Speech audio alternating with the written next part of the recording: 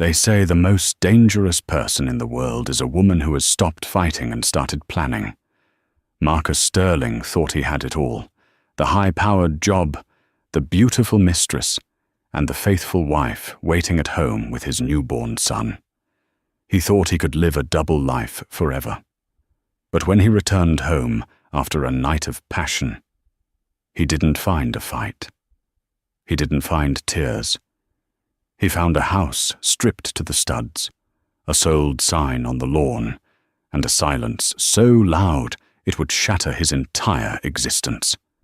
This is the story of how one man lost everything in a single sunrise, and why you should never underestimate a mother's instinct. The digital clock on the dashboard of the Mercedes GLE gleamed a soft neon blue. 4:12 a.m. Marcus Sterling killed the engine, letting the silence of the upscale suburban neighborhood wash over him. His shirt still smelled faintly of Jessica's perfume, a cloying scent of vanilla and expensive jasmine that stuck to his skin like a second layer of guilt. He rubbed his face, trying to scrub away the exhaustion. He had told his wife, Elena, that the merger with the firm in Chicago was running late, requiring an all-nighter at the office. It was the oldest lie in the book, but Marcus was arrogant enough to believe he had reinvented it. He grabbed his briefcase, rehearsing the tired smile he would use if Elena was up feeding the baby. "Rough night, honey. The partners were brutal. How's little Leo?"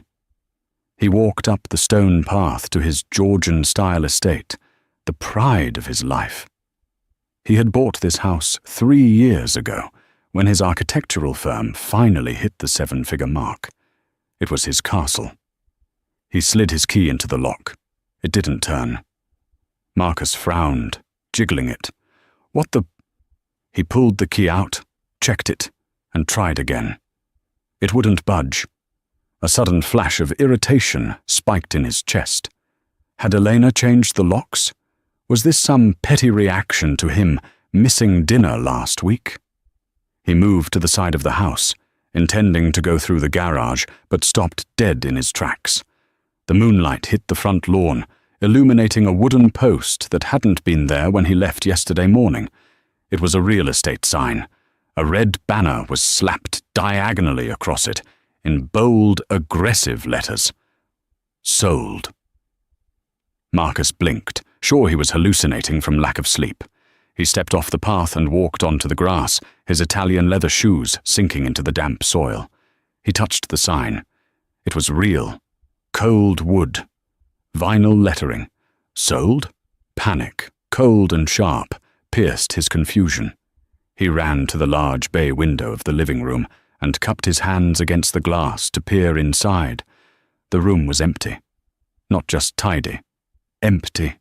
The custom velvet sectional sofa was gone. The antique oak coffee table, the grand piano he played on Christmas, gone. The walls were bare, stripped of the art collection he had spent 5 years curating. Even the curtains had been taken down, leaving the windows looking like hollow, skeletal eyes staring back at him. "Elena?" he whispered, his voice cracking. He ran to the back door. Locked. He picked up a heavy garden stone and, without thinking of the consequences, smashed the glass pane of the French doors. The sound of shattering glass tore through the quiet neighborhood, but he didn't care. He reached in, unlocked the latch, and stumbled into the kitchen. The echo of his own footsteps was terrifying. The kitchen island, usually cluttered with baby bottles, mail, and Elena's herbal tea, was wiped clean. The refrigerator door was open slightly, the light off, the shelves bare. He sprinted up the stairs, his heart hammering against his ribs like a trapped bird. "Elena! Leo!" he screamed. He burst into the master bedroom. The California king bed was gone. The walk-in closet door stood open, revealing empty racks. His suits, his watches, his shoes, everything was gone. It was as if he had never lived there. But the real horror waited for him in the nursery. He ran down the hall to the room, painted a soft sage green. He pushed the door open, bracing himself to hear the soft coo of his 3-month-old son, Leo. The room was a void. The crib was gone. The rocking chair where Elena spent hours nursing was gone. The changing table, the diaper pail, the mobile with the spinning stars, all of it vanished. In the center of the room, on the plush carpet that was the only thing left, sat a single, small object. It was his cell phone bill. Marcus walked toward it, his legs trembling. He picked it up. It wasn't the bill itself. It was a printout of his call logs from the last 6 months. Highlighted in neon yellow were hundreds of calls and texts to one number, Jessica Vance. And clipped to the paper was a handwritten note. The handwriting was elegant, sharp, and unmistakably Elena's. The merger didn't run late, Marcus, but your time did. The house is sold. The assets are liquidated. The locks are changed. Don't look for us. You were too busy looking at her to notice I was packing. Marcus dropped the paper. The silence of the house wasn't peaceful anymore. It was a tomb. He pulled out his phone and dialed Elena. The number you have dialed is no longer in service. He dialed the house landline, realizing as he did so that the phone jacks had probably been ripped out of the wall. He dialed his lawyer, Arthur Penhaligon. It rang 4 times before a groggy voice answered. "Marcus, it's 4 in the morning. Arthur, where is my wife?" Marcus screamed, pacing the empty nursery. "Where is my son? The house is empty. There's a sold sign on the lawn." There was a long pause on the other end of the line. When Arthur spoke again, his voice was devoid of the usual friendly warmth. It was cold, professional, and pitying. "She triggered the clause, Marcus. You signed the post-nuptial agreement 2 years ago when you started the firm. Remember? The fidelity clause." That was just legal jargon. "It was a binding contract," Arthur said. "Proof of infidelity results in the immediate transfer of marital assets to the injured party to secure the welfare of the child. She sent me the evidence yesterday morning. Photos, texts, hotel receipts. It's ironclad."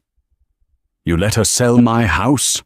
Marcus roared, veins bulging in his neck. "It wasn't your house, Marcus," Arthur said quietly. "Technically the deed was in her name because of your business liability. She sold it to a cash buyer yesterday afternoon. The funds are already offshore." "Arthur, you have to stop this. I'm coming to your office." "Don't," Arthur said.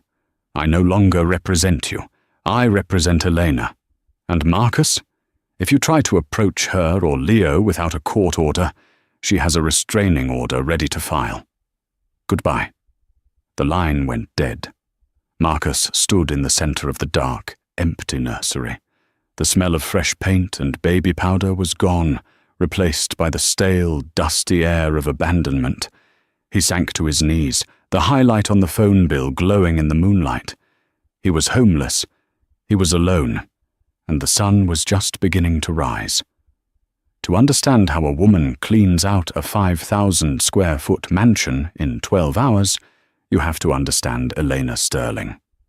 Elena wasn't just a housewife, though Marcus often treated her like one. Before Leo was born, she was a logistics manager for a global shipping conglomerate. She knew how to move things. She knew how to organize chaos. And, most importantly, she knew how to spot a discrepancy in the manifest. 6 months prior, Elena had been doing the laundry. Marcus had left his jacket on the chair. Careless. He was getting arrogant. She found a receipt in the pocket. It wasn't for a hotel or a dinner. It was for a diamond tennis bracelet. Elena didn't own a tennis bracelet. She didn't scream. She didn't throw the vase across the room. She felt a cold, metallic taste in her mouth, like sucking on a penny. She put the receipt back exactly where she found it. That night, she cooked his favorite risotto. She listened to him complain about the partners at the firm. She smiled. She kissed him good night. And then, while he slept, she unlocked his phone. He had changed the password, but Marcus was a creature of habit. He used his graduation year, 1998. She found the texts, Jessica, the photos, the promises he made to this 24-year-old intern about leaving his boring life behind. Elena downloaded everything. She emailed the files to a secure, encrypted account. Then she put the phone back. The next morning, she didn't confront him. She initiated what psychologists call the grey rock method, but with a twist. She became the perfect, supportive wife, all while she was severing every tether that bound them together. She visited Arthur Penhaligon, the family lawyer. Arthur had been Marcus's father's friend, but he had a soft spot for Elena. More importantly, Arthur was a man of the law, and the post-nuptial agreement Marcus had signed, laughing, saying he'd never need to worry about it, was brutal.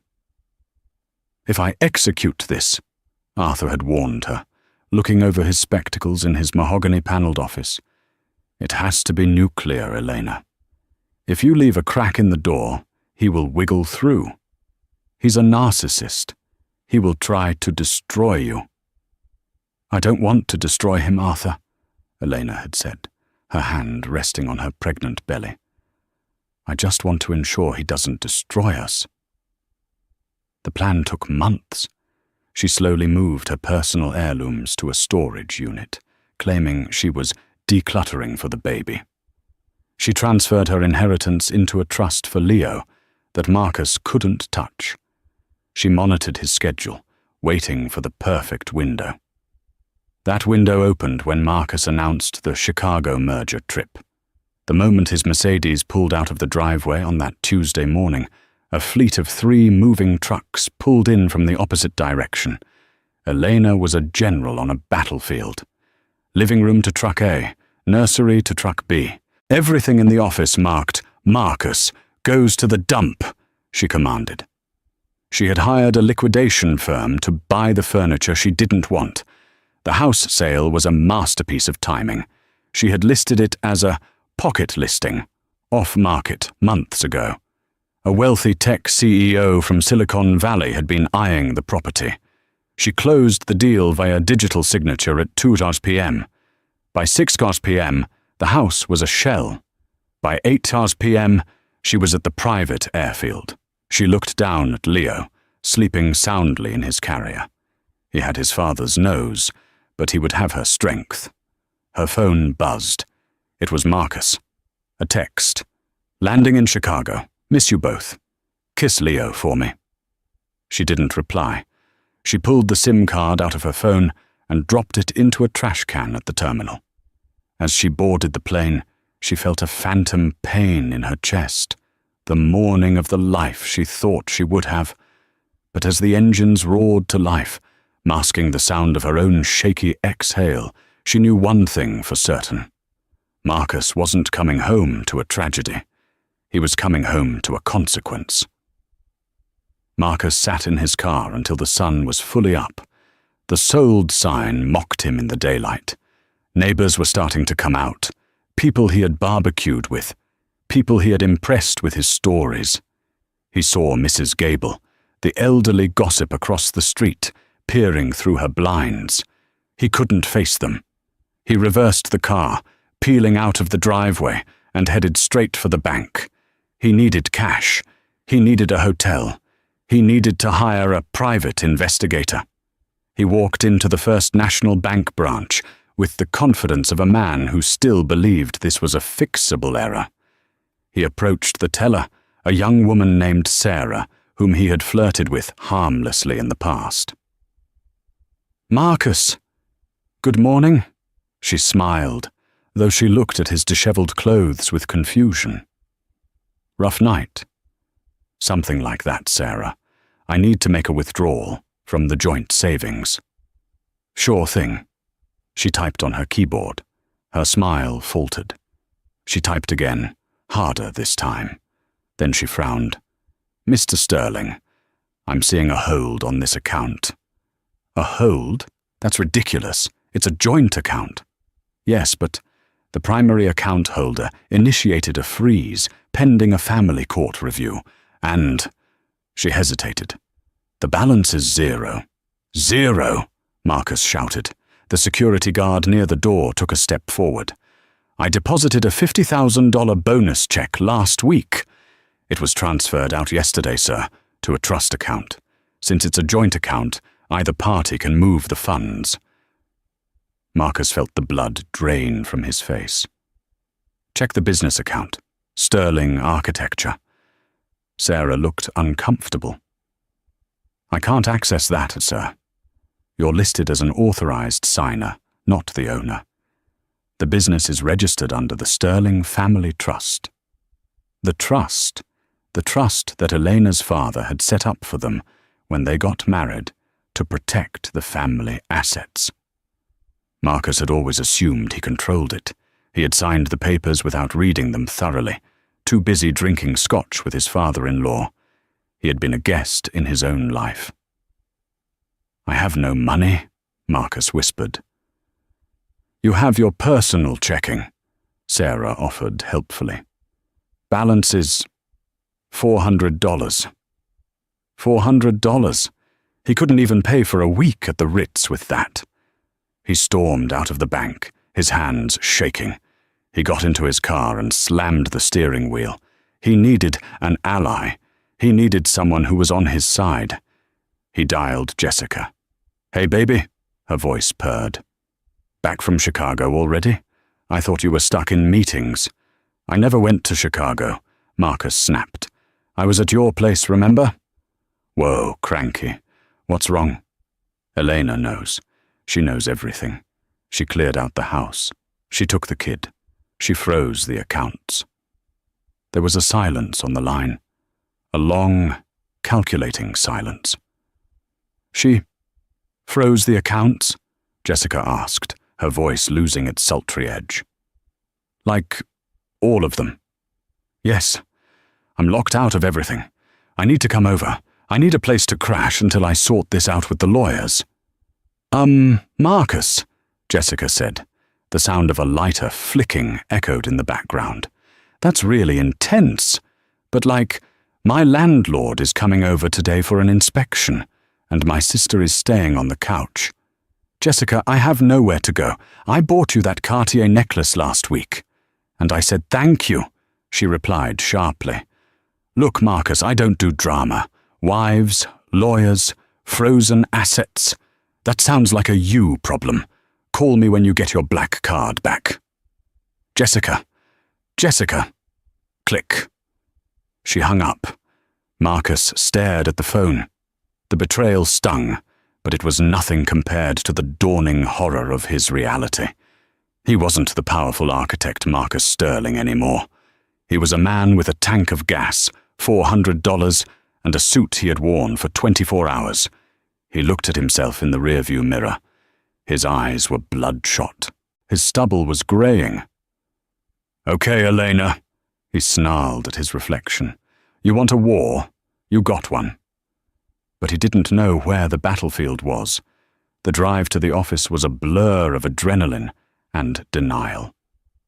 Sterling and Associates was located in a sleek, glass-fronted building in the financial district, a building Marcus had designed himself.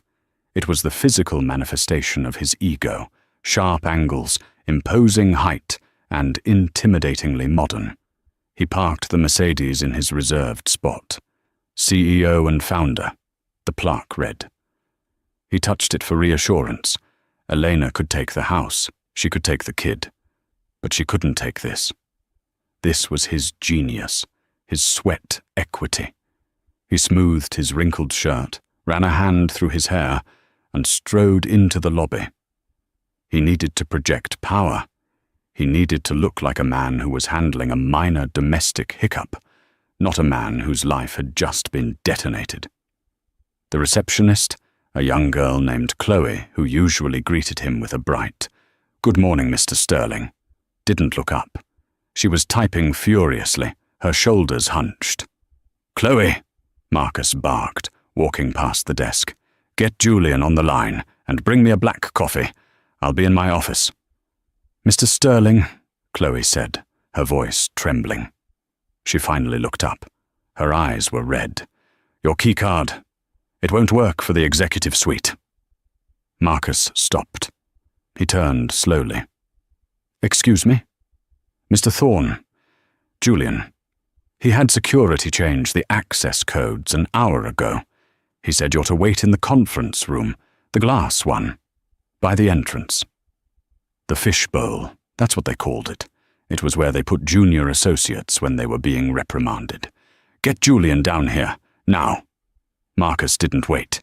He walked to the glass doors of the executive wing and slapped his card against the reader. A harsh red light blinked. "Access denied." He kicked the door. "Julian, open this damn door!" The heavy oak door at the end of the hall opened. Julian Thorne, his business partner of 10 years, walked out.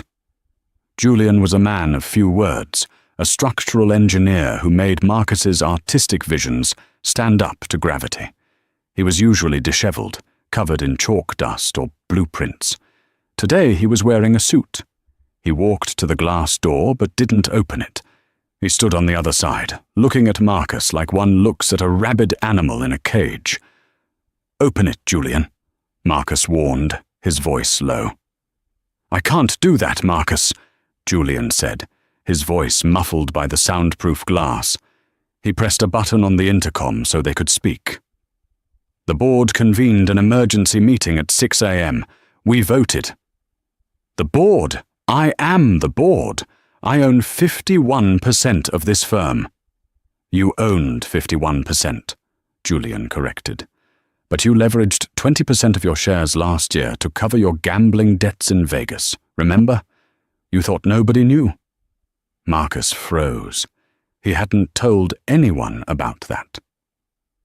"And," Julian continued, pulling a file from under his arm, "the remaining 31% is held in the Sterling Family Trust, which, as of this morning, has been frozen due to pending litigation regarding gross moral turpitude." "Moral turpitude?" Marcus laughed, a hysterical barking sound. "I had an affair, Julian. Half the clients we work with have mistresses. Since when is this a church?" "It became a problem," Julian said, his eyes hard, "when you billed your mistress's expenses to the Miller account. The hotel in Chicago? The jewelry? You expensed it as client relations. That's embezzlement, Marcus. That's fraud." Marcus felt the floor sway. He had. He had been sloppy. He thought he was untouchable. "Elena," Marcus whispered. "She sent you the books."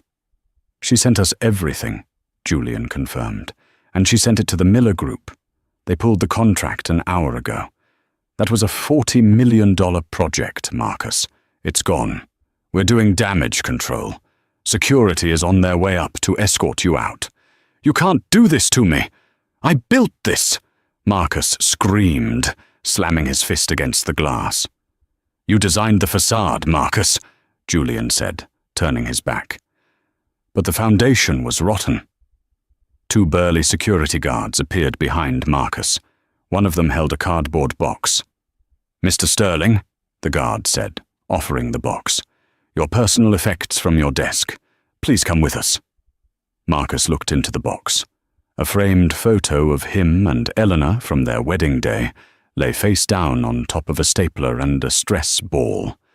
He was escorted out of his own building, through the lobby where the interns stared and whispered, and onto the sidewalk.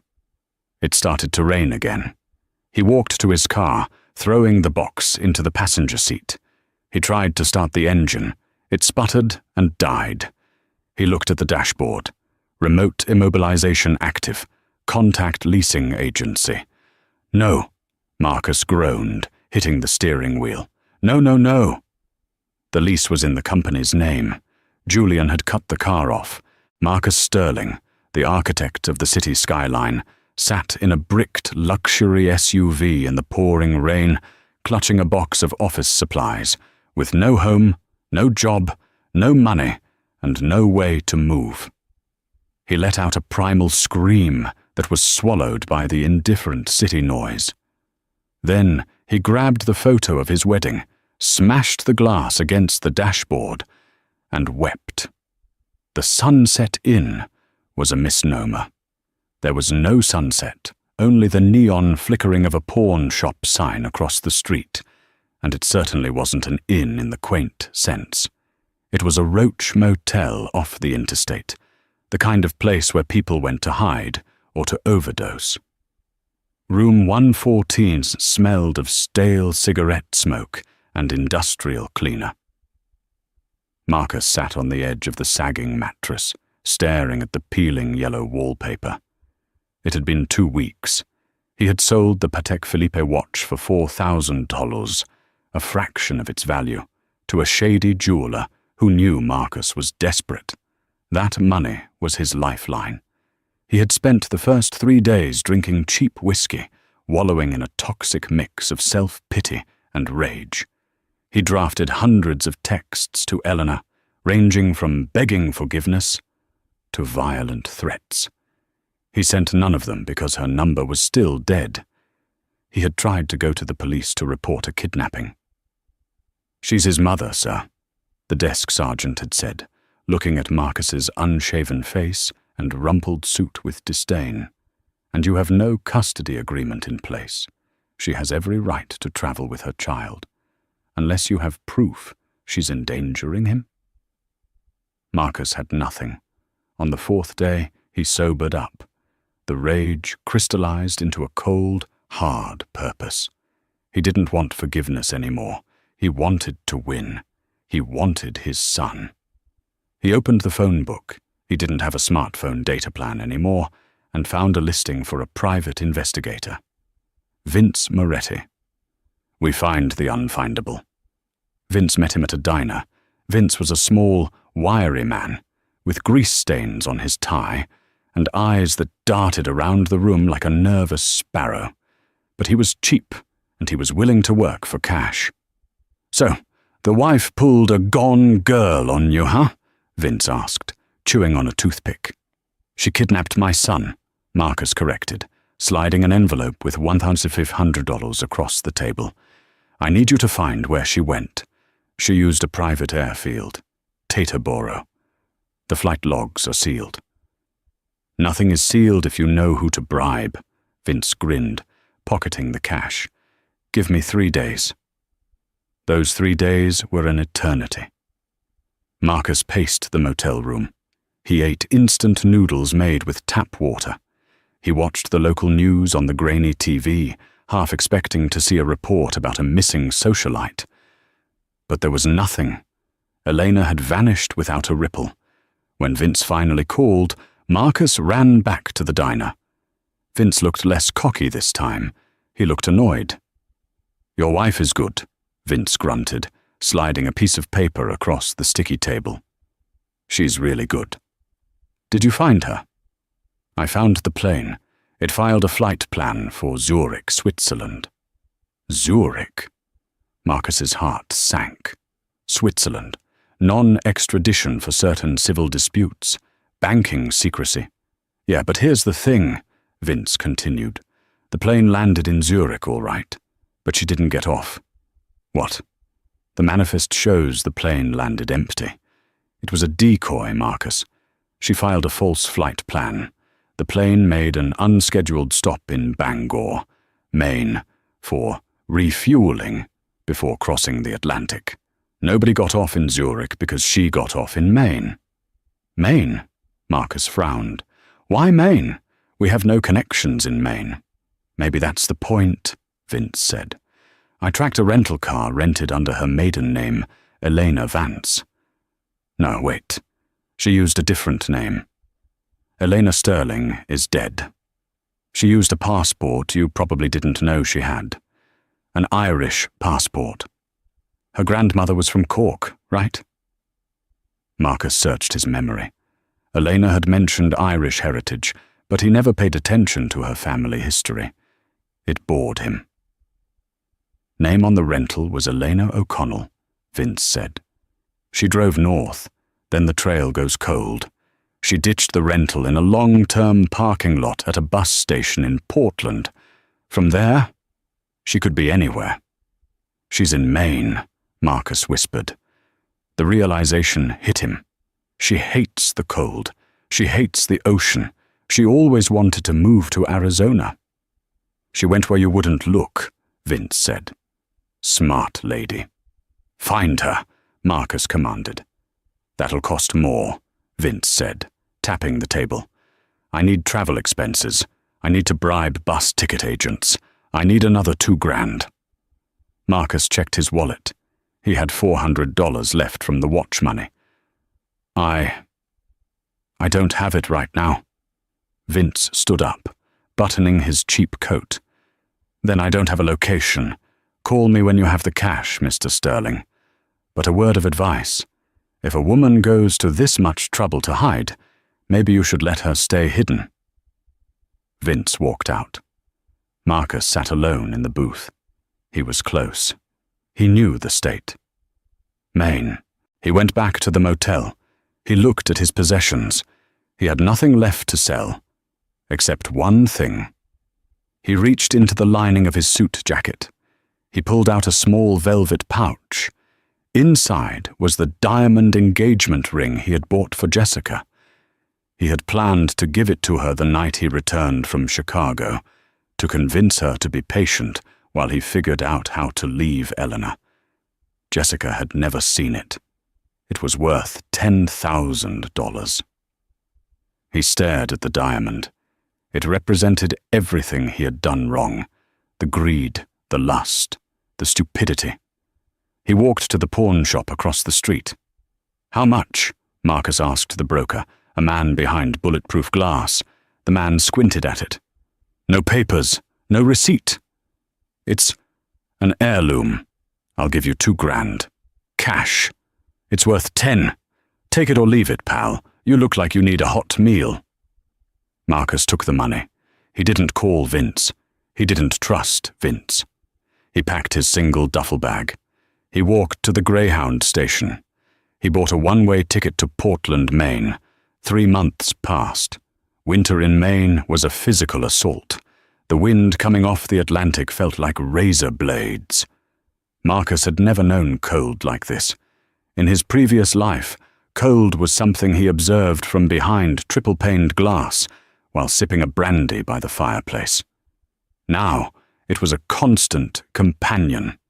He was living in a boarding house in Portland, sharing a bathroom with a fisherman and a retired line cook. He had grown a beard, not a stylish designer stubble, but a thick, unkempt mask that hid his face. He had lost weight. The tailored suits were gone, replaced by flannel shirts and heavy boots he bought at a thrift store. He went by the name Mark Stone. He worked odd jobs, day labor, unloading fishing trawlers at the docks. It was brutal, back-breaking work. His architect's hands, once used to holding fine drafting pens, were now blistered and calloused. But the physical pain was a distraction from the mental agony. Every night, he sat in the local library, using the free public computer.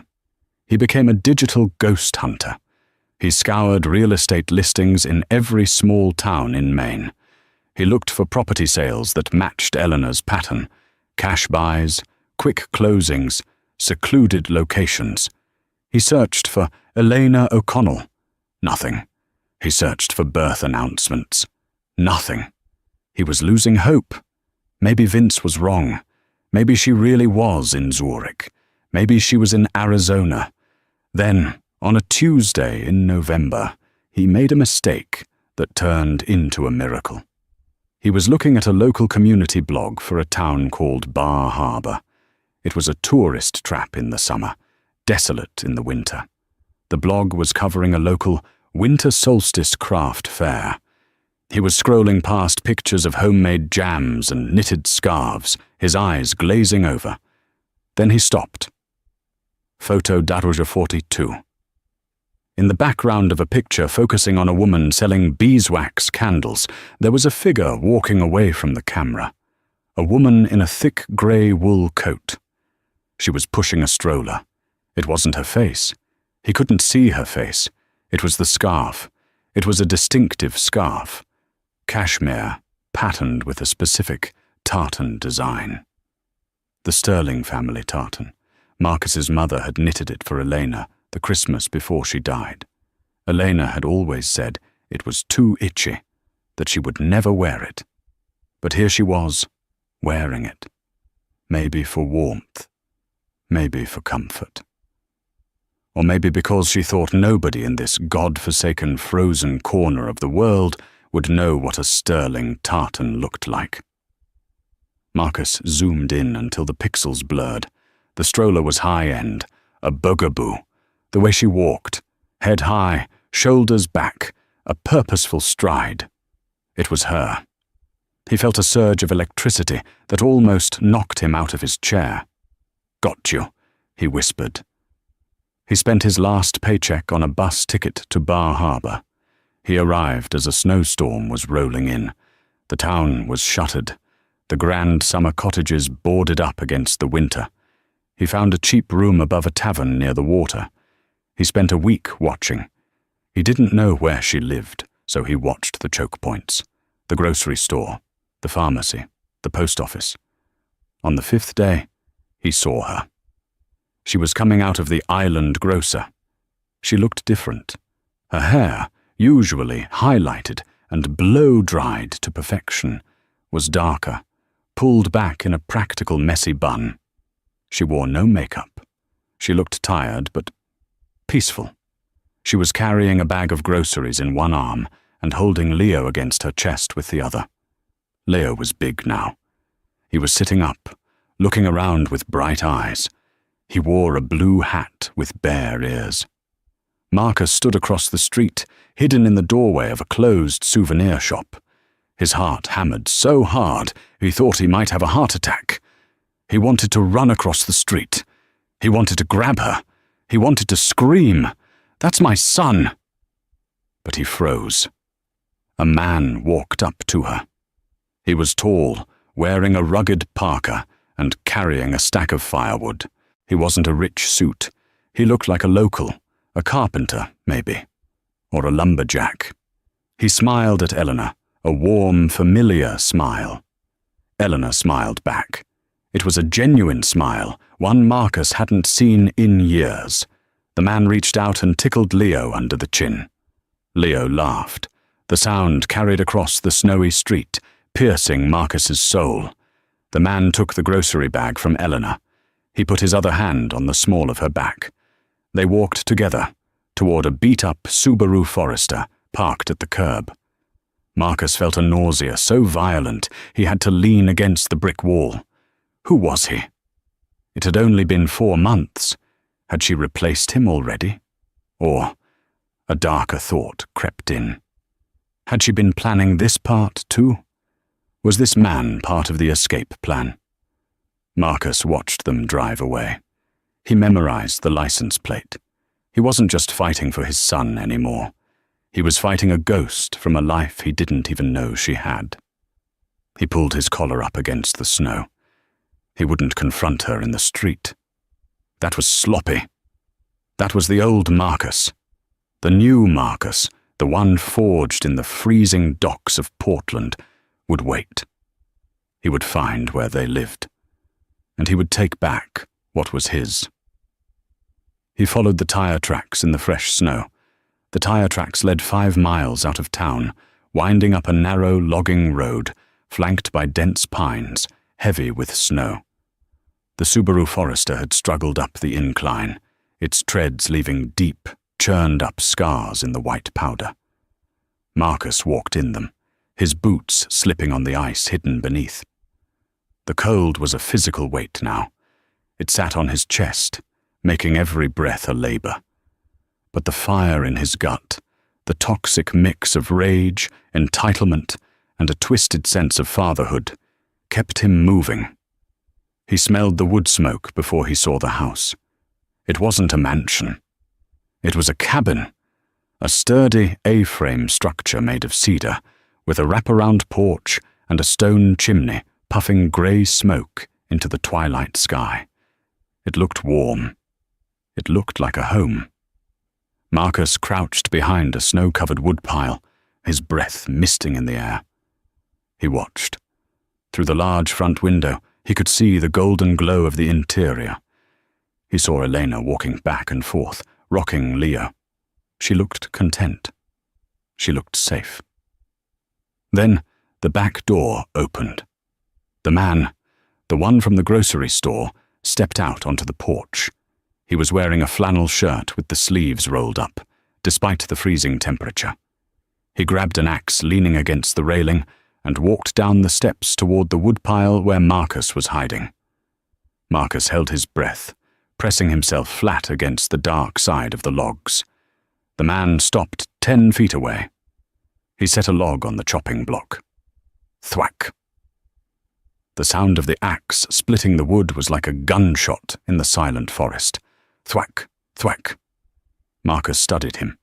He was younger than Marcus, maybe late 20s, muscular, but in a functional way, not a gym-sculpted way. He looked capable, dangerous. "Caleb, dinner's almost ready." Elena's voice drifted out from the open door. The man paused, wiping sweat from his brow. "Coming, El? Just splitting enough for the night." El, a nickname, a familiarity that made Marcus's teeth grind. The man, Caleb, gathered the wood and went back inside, kicking the snow off his boots. The door shut. The lock clicked. Marcus waited. He needed to know the layout.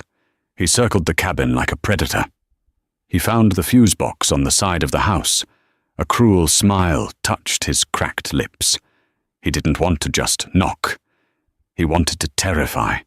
He wanted them to feel a fraction of the helplessness he had felt standing in his empty nursery. He waited until the lights in the kitchen went out and the glow moved to the living room. They were settling in. Marcus reached into the fuse box and yanked the main breaker. The cabin plunged into darkness. Inside, he heard a gasp. Then, the man's voice. "Power's out. Probably the wind. I'll go check the generator." "Be careful," Elena said. The back door opened again. The beam of a flashlight cut through the snow. Caleb stepped out, heading toward the shed in the backyard where the generator likely was. This was it. While Caleb was distracted in the backyard, Marcus moved to the front. He tried the door. Locked. He looked at the window. He didn't want to break it and let the cold in on Leo. Some twisted paternal instinct still remained. So he used a credit card, an expired one, the only plastic he had left, to shimmy the lock on the older, wooden frame. It was a trick he had learned from a contractor years ago when they got locked out of a job site. The lock tumbled. The door creaked open. Marcus stepped inside. The heat hit him first. It smelled of pine, cinnamon, and roasting chicken. It smelled like the life he had thrown away for a cheap thrill in a hotel room. "Caleb?" Elena's voice came from the darkness of the living room. "Did you fix it already?" Marcus didn't speak. He closed the door behind him and locked it. He stood in the entryway, the fire from the hearth casting long, dancing shadows across his face. Elena was sitting on the rug in front of the fire, Leo playing with wooden blocks at her feet. She turned her head, squinting into the gloom. "Caleb?" Marcus took a step forward, the firelight finally catching his face. His beard was wild, his eyes sunken and manic, his clothes stained with salt and grime. He looked like a revenant rising from the grave. "Hello, Elena." Elena didn't scream. She didn't faint. She went rigid. Her hand instantly went to Leo, pulling the baby against her chest. She stood up slowly, backing away toward the kitchen counter. "Marcus," she whispered. Her voice wasn't fearful. It was filled with a profound, weary sadness. "How?" "You think you could hide my son from me?" Marcus rasped, his voice rough from disuse. "You steal my house, my money, my life, and you think I wouldn't come for him?" I didn't steal anything, Elena said, her voice trembling slightly but gaining strength. I took what was legally mine. You signed the papers, Marcus. You broke the contract. To hell with the contract, Marcus roared, stepping closer. I am his father. You're a stranger, Elena spat. You haven't held him since he was 2 weeks old. You missed his first smile because you were working late with Jessica. You missed his first fever because you were at a casino. You aren't a father, Marcus. You're a donor. Shut up! Marcus lunged, grabbing a heavy iron poker from the fireplace tool set. He didn't want to use it, but he needed to feel powerful. Give him to me. We're leaving. Leaving? Elena let out a sharp, incredulous laugh. Look at you, Marcus. You're homeless. You're unhinged. Where are you going to take him? Under a bridge? I have plans, Marcus stammered. I'll rebuild. But I need my son. You don't need a son, Elena said softly. You need a possession. You need to win. That's all this is to you. A game you lost. Give him to me. Marcus stepped within arm's reach. Leo, sensing the tension, began to wail. Elena clutched the baby tighter, turning her body to shield him. No. Marcus reached out, his dirty hand grasping Elena's shoulder. I said, give me the... Suddenly, the front door exploded inward. It wasn't unlocked. It was kicked in. The wood splintered, sending shards flying across the room. Marcus spun around, raising the poker. Caleb stood in the doorway. He wasn't holding firewood anymore. He was holding a pump-action shotgun. The flashlight beam attached to the barrel blinded Marcus. Drop it, Caleb ordered. His voice was calm, terrifyingly steady. Marcus hesitated. This is my wife. This is my son. I said, drop it. Caleb racked the slide. Click-clack. The sound was universal. It cut through Marcus's rage and tapped directly into his survival instinct. The poker clattered to the floor. Hands on your head. Knees. Now. Marcus slowly sank to his knees. The adrenaline was fading, replaced by the crushing exhaustion of the last 3 months. Elena exhaled, a long, shuddering breath. It's okay, Leo. It's okay. Marcus looked up at the man holding the gun. Who are you? He snarled. Her boyfriend? You think you can take my place? Caleb kept the gun trained on Marcus's chest, but glanced at Elena. Boyfriend? That's rich. Elena walked over to Caleb, placing a hand on his arm. He doesn't know, Caleb. He never asked. Marcus looked between them. The eyes. They had the same eyes, the same shape of the nose.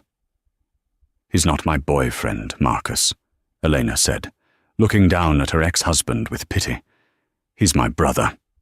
Marcus blinked. You don't have a brother. You said you were an only child. I said I was estranged from my family, Elena corrected. Because my father was an alcoholic and my mother was sick. Caleb was in the Marines. He was deployed for the first 3 years of our marriage. When he got back, you were too busy building your empire to care about meeting my white trash family. Remember? You told me not to invite them to the Christmas party because they wouldn't fit in. Marcus felt the memory hit him. He had said that. He had dismissed her entire history because it didn't fit his aesthetic. Caleb has been living in the guest house for 2 months, Elena said, helping me fix this place up, protecting us. From you. Marcus slumped. The humiliation was total. He hadn't been replaced by a lover. He had been defeated by the family he was too arrogant to acknowledge. The police are on their way, Caleb said. Silent alarm. I triggered it from the shed when the lights went out. No, Marcus whispered. No police, please. Elena, don't do this. Elena looked at him. For a second, he saw the woman who used to love him, the woman who had straightened his tie before his first big pitch. I'm not doing this, Marcus, she said quietly. You did this You drove here. You broke in. You threatened us. You wrote this ending yourself. The ride in the back of the sheriff's cruiser was a blur of flashing red and blue lights reflecting off the snow. Marcus watched the cabin disappear into the distance, a warm, glowing dot in a vast, cold darkness. He was charged with breaking and entering, stalking, and assault with a deadly weapon. Because he had crossed state lines to commit the crime, the federal authorities got involved. The legal hammer that Arthur Penhaligon had warned him about didn't just fall, it pulverized him. But the real twist, the final dagger in the heart of Marcus Sterling, didn't come in the courtroom. It came 3 weeks later in the county jail visitation room.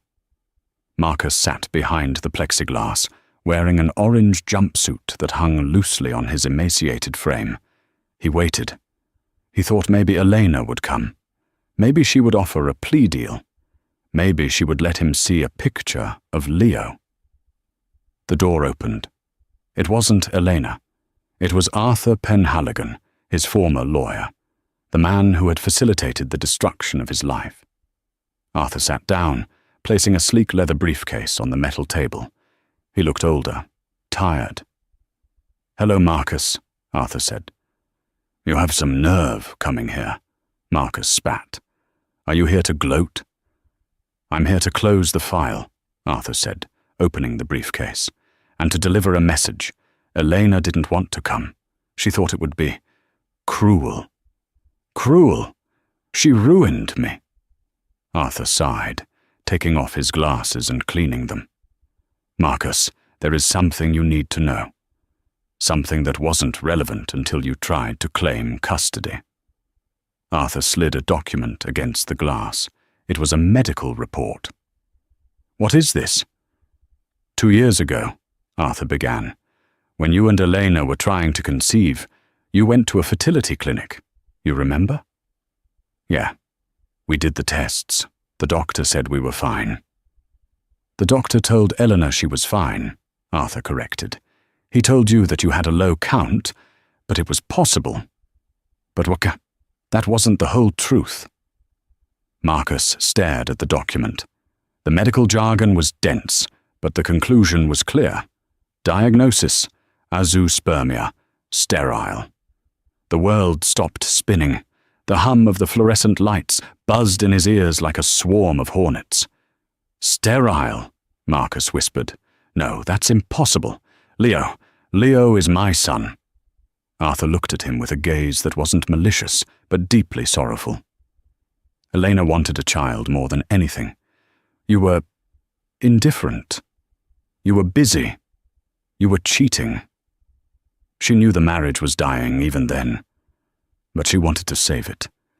She thought a child would bring you back. Whose is it?" Marcus's voice broke. "Who is the father?" "An anonymous donor," Arthur said. "From the clinic. She did it to save your ego, Marcus. She knew if she told you that you couldn't give her a son, you would crumble. Your narcissism wouldn't handle it. So she underwent the procedure, got pregnant, and let you believe it was your miracle." Marcus sat frozen. The memories of the pregnancy flashed back. Elena's secretive doctor appointments, her vague answers, and when Leo was born, Marcus had bragged to everyone about the Sterling genes. "Look at that chin," he had said. "A true Sterling." It was all a lie constructed to protect his fragile masculinity. "She loved you enough to lie for you," Arthur said, putting the paper back. "She wanted a family with you, even if the biology wasn't yours. But then, you found Jessica. You started funneling money. You stopped coming home." Arthur stood up. "Leo isn't your son, Marcus. Not biologically. And after what you did at the cabin, he never will be legally. The judge granted the permanent restraining order this morning, and since you have no biological claim, your parental rights have been terminated. 0%. Marcus couldn't breathe. It felt like his lungs had turned to glass and shattered. "Why? Why tell me now?" Marcus asked, tears streaming down his face. "Why not just let me rot thinking he was mine?" "Because," Arthur said, pausing at the door, "Elena wanted you to know that you didn't lose your son because of the divorce. You never had him. You lost the privilege of being his father, and that was a choice you made every single day you chose yourself over them." Arthur knocked on the door for the guard. "Goodbye, Marcus." The door closed. Marcus Sterling sat alone in the sterile grey room. He looked at his hands, the hands that had built skyscrapers, the hands that had signed the checks for the mistress, the hands that had held a poker to his wife's face. He had chased a ghost across the country. He had fought a war for a legacy that didn't exist. He closed his eyes. In the darkness of his mind, he saw the sold sign on the lawn one last time. He realized now that the house wasn't the only thing that had been sold. He had sold his soul, piece by piece, for years. And now, the bill had finally come due. He put his head in his hands, and for the first time in his life, he didn't scream. He didn't rage. He simply sat in the silence he had built, brick by brick. Marcus Sterling spent the next 5 years in a federal correctional facility. He never saw Elena or Leo again. Elena remarried. A quiet man. A local teacher in Maine who taught Leo how to fish and how to treat a woman with respect. It's a brutal lesson, but a necessary one. A house is made of walls and beams, but a home is built on trust. Marcus thought he was the architect of his life, but he forgot the most important rule of construction. If the foundation is built on lies, the collapse is inevitable. And sometimes, the people we think are weak are just holding up the weight of our secrets until they finally decide to let go. What do you think?